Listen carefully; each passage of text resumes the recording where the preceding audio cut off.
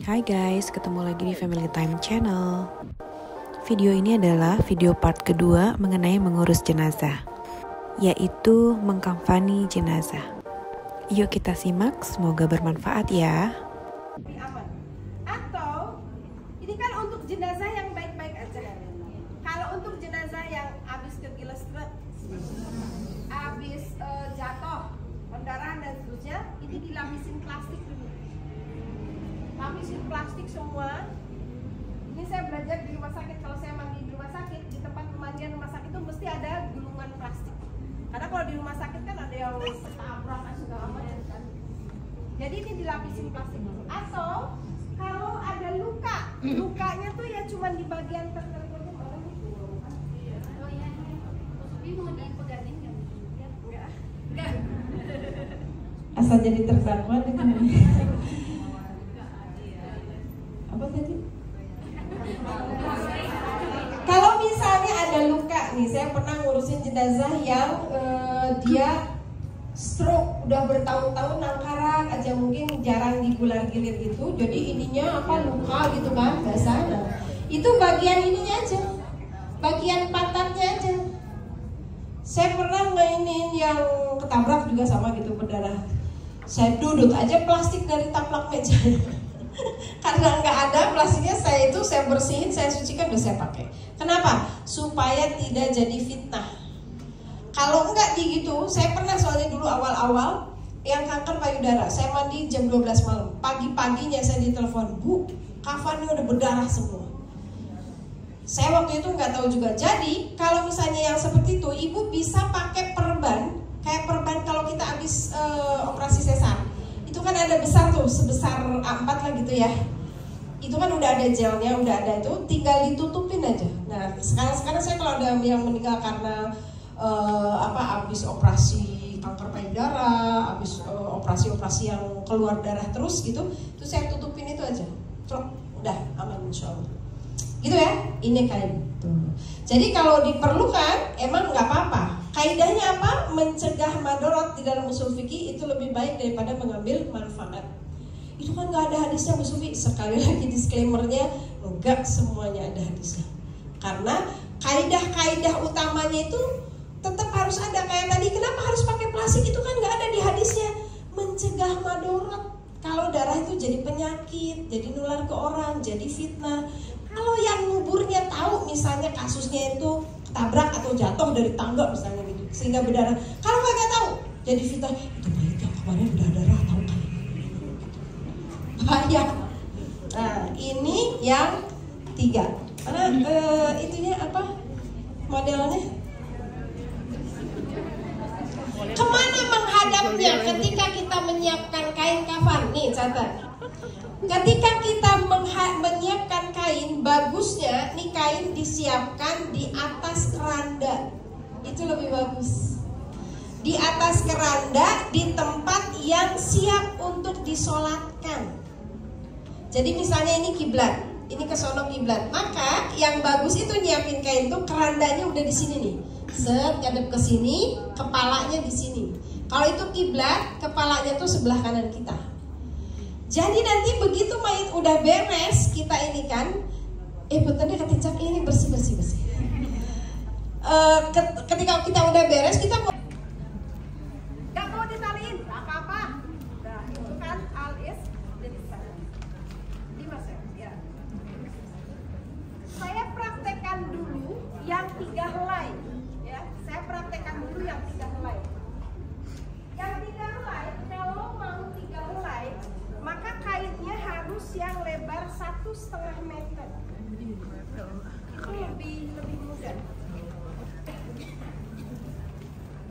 Nih, ini lebarnya 1,5 meter. Jadi kalau 1,5 meter dipakai gini langsung set. Tutup badan kita. Aman. Kalau mau yang 3. Tapi kalau yang lebarnya 90 atau 1 meter nggak bisa pakai helai.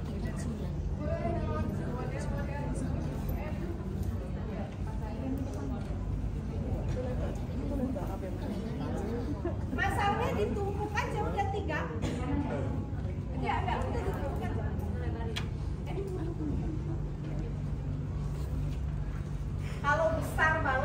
digeser sedikit ya.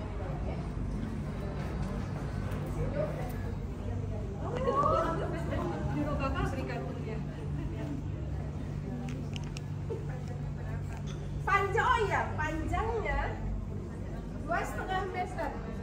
Teman-teman dikit, terdengar nggak suara saya tadi? Dalam jarak jauh.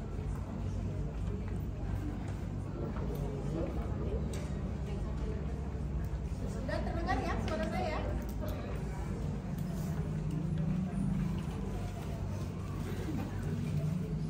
Nah, gimana cara mengukur panjang kain? Kalau dulu awal-awal saya tuh pakai tali gitu ya, pakai tali diukur dulu panjang jenazahnya, nanti dilebihin. Sekarang enggak lah, udah wanita Indonesia itu jarang yang 2 meter. Paling tinggi 170 kan, 180 lah paling. Jadi kalau kita ngegunting 2,5 meter sebetulnya itu udah cukup. Jadi ini agak kurang nih. Ini kalau nggak salah nggak nyampe 2,5 meter. Jadi saya sekarang udah 2,5 meter aja. Karena pernah ada pengalaman pakai tali. Jadi misalnya talinya tuh 4 meter, terus diukurin kan, gunting talinya. Guntingin ke kainnya, ini bukan saya. Pas digunting, setelah digunting, yang keambil tuh tali yang 1,5 meternya. Tali yang pendeknya, diguntinginlah ke kain. Pas diapain kainnya, jenazahnya mau digini kurang lebarnya. Telepon, "B, ada stok kapan nggak?" gitu. Jadi sekarang saya nggak pernah diukur-ukur lagi, udah 2,5 meter. Itu tuh 2,5 meter udah cukup. Taruh 170 untuk mayatnya, selebihnya kan 80 cm itu 40 bawah 40 atas. Selesai. Kok nggak ada jilbabnya Bu Sufi? Nanti dijilbabnya. Kok nggak ada baju kurungnya Bu Sufi? Nanti dikurungin. Kan ceritanya kita lagi yang 3. Celana, BH, oh salah nggak ada di bawah. Kecuali kalau si mayat itu misalnya pendarahan, habis melahirkan, kanker rahim, dia perlu pembalut, ibu bisa membuat celana kayak popok kayak gitu. Kalau udah susah nyari, pakai kain aja. Nah, ini saya kelilingin Ibu, semuanya saya kelilingin, supaya nanti orang yang ngangkut jenazah tuh dari tempat pemandian, kadang kan kakinya basah, kotor apa gitu ya, nggak ngotorin kain kafan. Enggak, kalau nggak ada koran kain aja. Nah, kalau di atas keranda, nanti tuh kayak gini nih kan, nih kayak gini nih, bentar. Nih kayak gini kan, ngambai ke bawah kafannya, tinggal ke bawahin gitu. Jadi nggak akan keinjek-injek. Posisinya juga kan lebih tinggi. Jadi yang nurunin nggak gini banget. Puntennya nggak akan ketut nggak. Jadi nggak gini banget, tapi kan agak seret gitu ya. Udah lebih praktis lah. Oke. Sekarang mana modelnya? Enggak, udah gini aja. Bingung kan? Pada bingung kan? Saya praktekin. Yuk. Oke. Ini benar-benar 3 helai. Ceritanya ini udah dimandiin. Dari tempat pemandian kita nggak boleh, jenazah tuh nggak boleh digolek-laken. Susah nanti ibu ikut aja. Nggak boleh jenazah tuh ya, selama kita urus, kalau bisa kita nggak pernah ngelihat auratnya. Iya. Dari awal sampai akhir jenazah tidak boleh terlihat aurat ketika memandikan, ketika mengafani. Ini ceritanya kita udah memandikan ya. Ketika udah memandikan, nih kalau yang tadi saya cerita di rumah sakit kan kainnya tuh lebih tipis dari ini. Jadi begitu ditutup gini tuh membayang semua. Makanya saya pakai kapas untuk nutupin yang itu gitu. Mana kerudungnya Bu Sufi?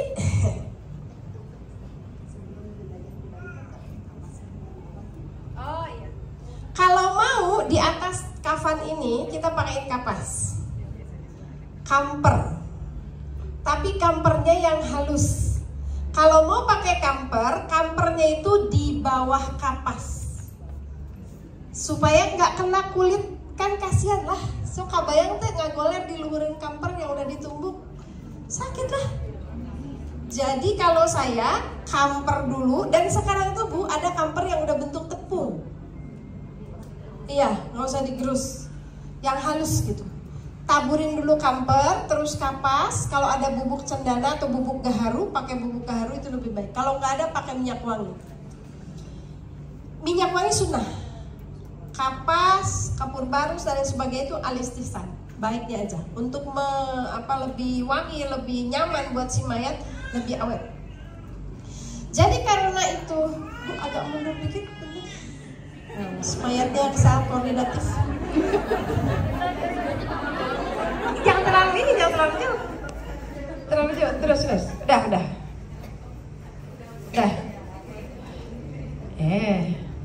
Udah.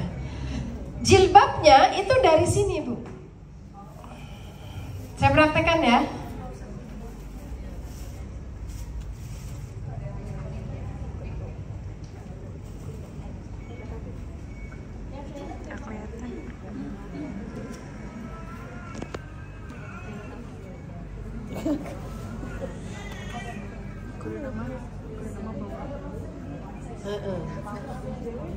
Gak kelihatan ya guys ya. Oh itu dari itunya ya, dari kain kafannya.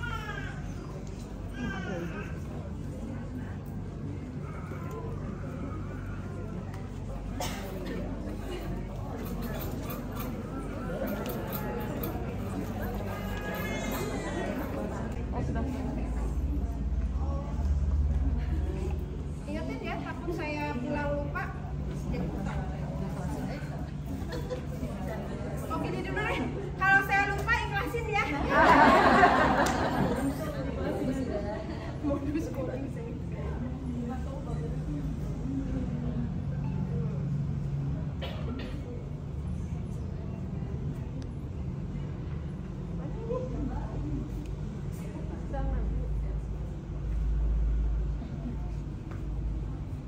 Jadi kita nggak usah bikin kerudung sendiri kalau saya.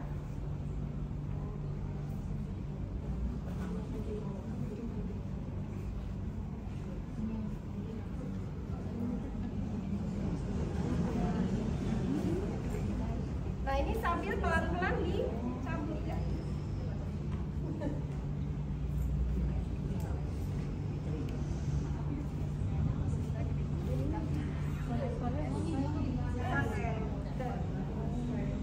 Jadi pelan-pelan. Ini sambil ini ditarik, sambil ini ditutup. Ini ditarik. Ada juga kalau saya lihat ada juga yang kain mandinya tuh ya udah di bawah. Kalau saya yang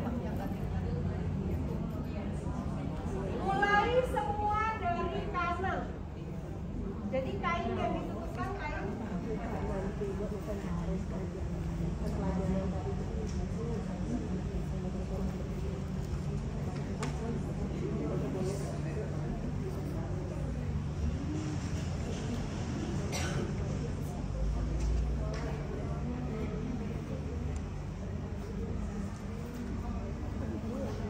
Bereskan dulu satu.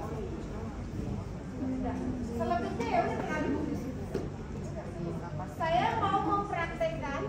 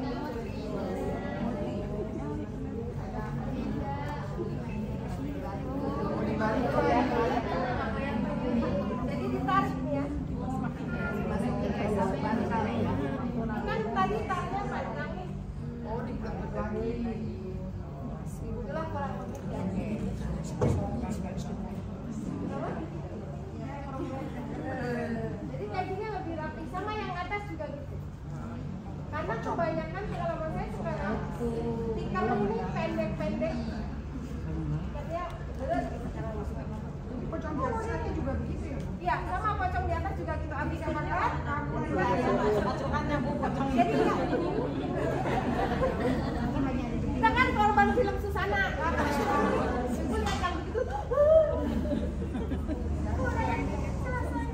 Kalau mau ikat, ikat yang lain, ikatannya di sebelah kiri.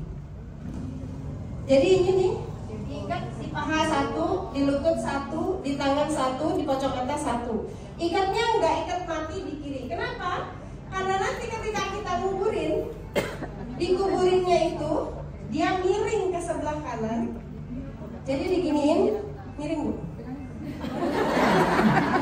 Nah gini, nanti jenazah tuh begini. Ini pipinya ditempelin ke tanah. Jadi nanti ini dibuka bu. Makanya kenapa harus pakai jilbab? Karena yang nguburin kan bukan perempuan. Nanti dibuka, si pocongnya dibuka, ini ditempelin ke tanah. Itulah benda terakhir yang akan nempel di pipi kita. Jadi jangan terlalu bangga dengan mulus yang glowing. Ujungnya cuma nempel di tanah. Gak boleh kita mikirin glowing, boleh. Tapi harus lebih mikirin glowingnya wajah kita di hadapan Allah. Kalau glowing yang di sini, ujungnya cuma nempel sama tanah. Nah, kalau ini di kiri, jadi kan tinggal nyambut tuh. Makanya nggak boleh di ikat lagi. Oke, udah. Yang nempel di pipi itu bukan hadis ya. Nggak hadis ya, nggak ada hadis ya. Itu permintaan Sayyidina Umar Ibnu Khattab. Jadi ketika Umar meninggal, beliau wasiat nanti kalau saya dikuburkan tempelkan pipi saya ke tanah. Nah, itu nanti yang terakhir. Jadi yang pakai itu menggunakan asarnya Abu Bakar Umar. Udah selesai. Ini yang 3 helai. Jadi tambahannya kalau perlu diapers, perlu plastik, itu tergantung situasi dan kondisi. Tapi janganlah, kalau ibu nggak mandiin di rumah sakit sih nggak akan ketemu yang macam-macam. Kalau di rumah mah paling udah sepuh, jantung sakit udah sepuh gitu ya. Jadi kalau di rumah sakit, di rumah sakit wajib. Saya pernah ngurusin jenazah yang kepalanya gepeng.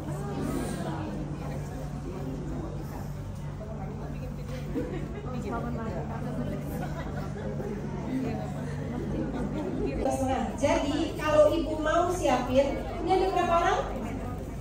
Ada 100 orang? Ya itu paling 10 banget. Jadi kalau jamaah saya tuh, mereka ke Tanah Abang, cari kain putih. Kalau ketemu hibaroh, bang, potongin 2,5 meter, plastikin 3-3. Terus sisanya kain tuh dibikin tali-tali dulu. 1 plastik, kainnya 3, talinya 8. 3 di bawah tikar, 5 di bawah kafan. Udah, simpan di lemari, wasiatnya sama anak-anak. Ini kain bakal kalau ibu meninggal. Itu inventaris di masjid. Nggak usah pakai kain batik bu, apalagi yang baru. Saya pernah pakai kain batik baru ngejiplak di sini. Kalau batik tulis itu nggak bisa kena sabun. Saya pernah. Jadi itu mayat berkelir. Karena pas mandiin pakai kain batik baru, batiknya batik tulis bukan batik pabrik. Udah nempel di kulit. Iya, kalau bagus dicuci dulu. Ini yang 5 helai. Helainya kain utama. Dihamparkan 1 di bawah, di tengah-tengah. Di tengah saja. Nah, ini kan lebarnya cuma 1 meter bu. Kalau kita pakai hadis yang 3 helai kagak akan cukup. Pakai kemudian itu agak miring ke bawah karena kaki kan lebih kecil ya. Nah, ke bawah. Ya. Boleh aja orang kagak pakai tali aja boleh. Talinya boleh kan dari pita Ini mas saya pakai pita karena biasanya pakai tali guntingan ini ngawir-ngawir gitu loh Bu, apa benangnya, jadi saya reset. Nah gitulah kurang lebih, gak terlalu lebar juga sih Bu. Bentar. Ya ini 90. Jilbabnya Bu. Ya ini jilbabnya terpisah. Jadi 5 itu 3 kain utama, 2,5 helai kali 1 meter kalau yang lebar 1 meter, 1 kain tunik, 1 helai tunik, 1 helai jilbab. Jadi 5 helai semuanya. Bikin jilbab itu kainnya gini aja ya, persegi. Kalau saya awalnya pakai bulan, aku males lah yang rapis-rapis aja. Ada yang dijelujur di sininya ya, dijelujur, dibolongin, terus dimasukin tali, terus nanti di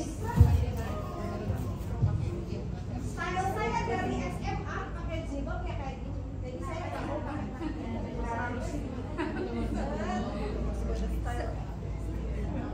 nggak ganti style sampai meningkat. Tali kan suka ada yang di ini pakai apa tali gitu ya, surut gitu ya, kayak baby doang.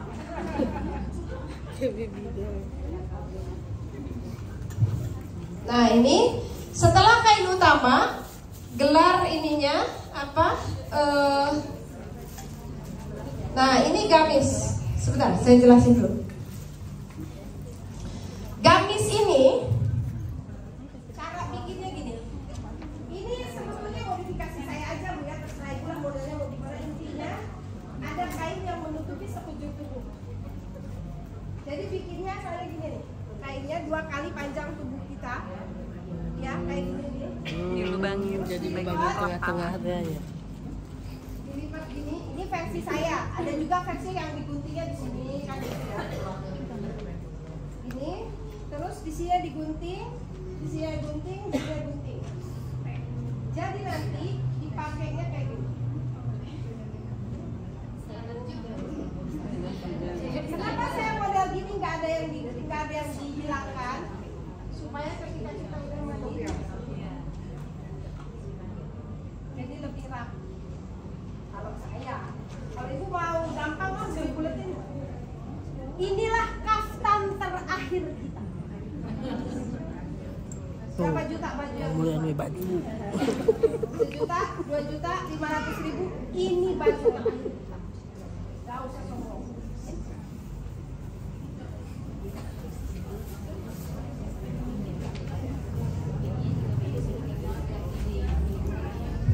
Jadi belahan yang tadi simpan persis di atas kerudung ya, persis di atas kerudung.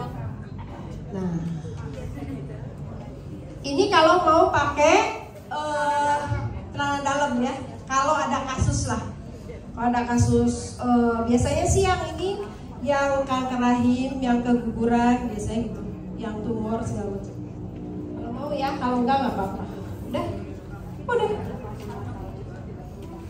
Nggak perlu, cuman lebih baik kalau nggak ada masalah pendarahan dan lain sebagainya, tapi tetap lebih baik disumpel pakai kapas. Jadi kubulnya disumpel, duburnya juga disumpel, telinganya ditutupin, hidungnya ditutupin. Kagak ada habisnya. Itu memperlambat binatang tanah masuk ke tubuh saudara kita. Itu doang. Supaya ya ada jinak dikit lah, ada barang beberapa jam gitu dia tuh nggak dimasukin kesian lah ya. Itu aja sih sebetulnya. Selebihnya sama seperti tadi ya, ngerudunginnya kayak gitu. Atau mau dipraktekin juga? Ini nggak usah pakainya tuh.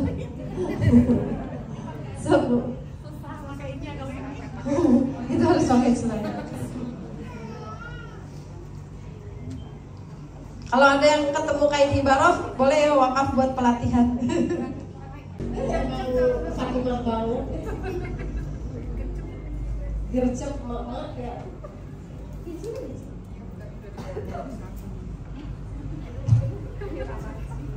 Ini kan ceritanya kita dari kain mandiin ya, dari kain mandiin. Jangan ini dulu, aku ini dulu. Nah kan ini kan ceritanya kain mandiin. kain. Kapasnya tuh di sekarang nih. Sambil ditutupin. Segini kapasnya. Iya, kan tadi memperlambat binatang Bagian-bagian masuk. yang sensitif lah gitu ya. Nah ini sambil ini. Itu kan berarti Jadi memang langsung ya, Bi. nggak ada episode auratnya tuh membayang lah kelihatan. Ini cepet banget lagi. Ya, itu mah tadi pilihan aja. Kali ya.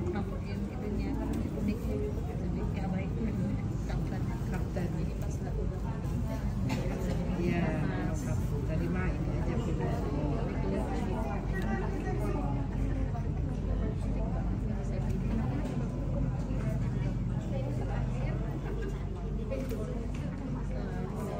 Dan selebihnya sama. Sunnahnya sebelum ditutup, sunnahnya kita mengoleskan minyak wangi di dahi 3 kali. Itu sunnah. Nah di kita malah ini dianggap bid'ah, malah dianggap aneh kalau saya melakukan ini. Kok diolesin sih?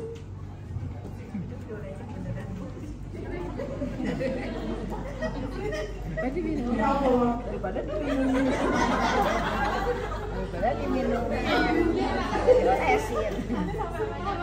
Jadi diolesin. Bacaannya apa Bu Sufi? Karena ada bacaannya. Kalaupun mau bacaan pakai Allahumma ja'alha nuran fi wajhiha.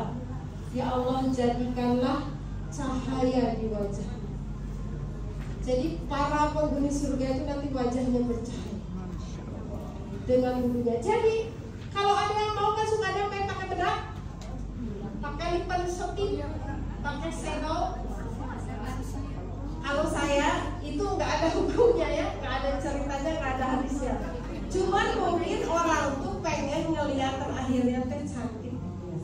Kalaupun ada yang mau begitu, harus kita luruskan, ibu ini nggak wajib, sunahin. Jadi kalau ibu mau, niatnya adalah supaya ibu senang melihat anaknya terakhir kali cantik dapet. Tapi saya tanya, make upnya halal nggak? Kalau make up halal, saya bilang ibu ini jenazah udah bersih, udah suci. Kalau ketempelan yang najis itu jadi haram. Nggak boleh, harus dengan barang yang ini kain, harus dengan barang yang halal dipakai ketika hidup. Walaupun itu punya si mayit, tapi hasil curian misalnya gitu, nggak boleh kita pakai. Jadi harus yang halal dipakai ketika hidup. Maksudnya kamunya, itu dasarnya setuju sepak. Udah tahu, bayang ya. Jadi kalau ada yang begitu, saya suka bilang begini, ini nggak wajib, ini nggak sunnah. Anak ibu suka wudhu nggak? Suka, insya Allah nanti di hadapan Allah cantik.